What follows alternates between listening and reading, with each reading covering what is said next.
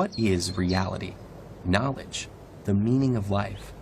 Big topics you might tackle figuratively, explaining existence as a journey down a road or across an ocean, a climb, a war, a book, a thread, a game, a window of opportunity, or an all too short-lived flicker of flame.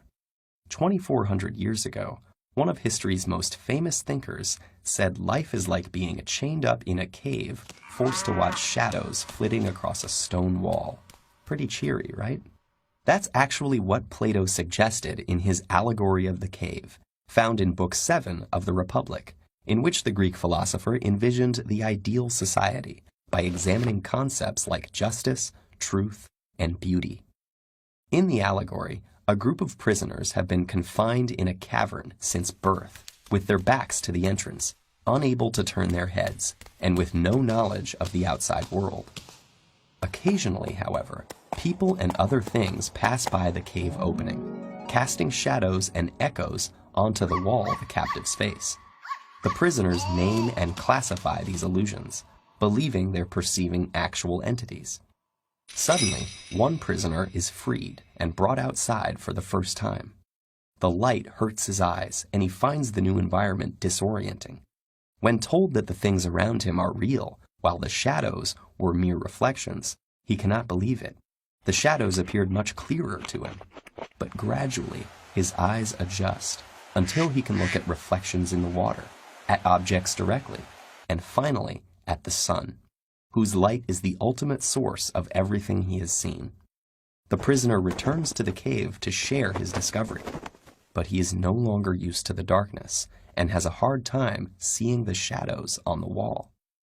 The other prisoners think the journey has made him stupid and blind, and violently resist any attempts to free them. Plato introduces this passage as an analogy of what it's like to be a philosopher trying to educate the public. Most people are not just comfortable in their ignorance, but hostile to anyone who points it out. In fact, the real-life Socrates was sentenced to death by the Athenian government for disrupting the social order, and his student Plato spends much of the Republic disparaging Athenian democracy, while promoting rule by philosopher kings. With the cave parable, Plato may be arguing that the masses are too stubborn and ignorant to govern themselves. But the allegory has captured imaginations for 2,400 years because it can be read in far more ways. Importantly, the allegory is connected to the theory of forms developed in Plato's other dialogues, which holds that, like the shadows on the wall, things in the physical world are flawed reflections of ideal forms, such as roundness or beauty.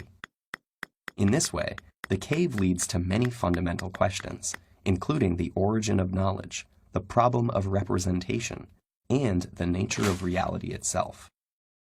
For theologians, the ideal forms exist in the mind of a creator. For philosophers of language viewing the forms as linguistic concepts, the theory illustrates the problem of grouping concrete things under abstract terms. And others still wonder whether we can really know that the things outside the cave are any more real than the shadows. As we go about our lives, can we be confident in what we think we know? Perhaps one day a glimmer of light may punch a hole in your most basic assumptions. Will you break free to struggle towards the light, even if it costs you your friends and family? Or stick with comfortable and familiar illusions? Truth or habit? Light or shadow? Hard choices, but if it's any consolation, you're not alone. There are lots of us down here.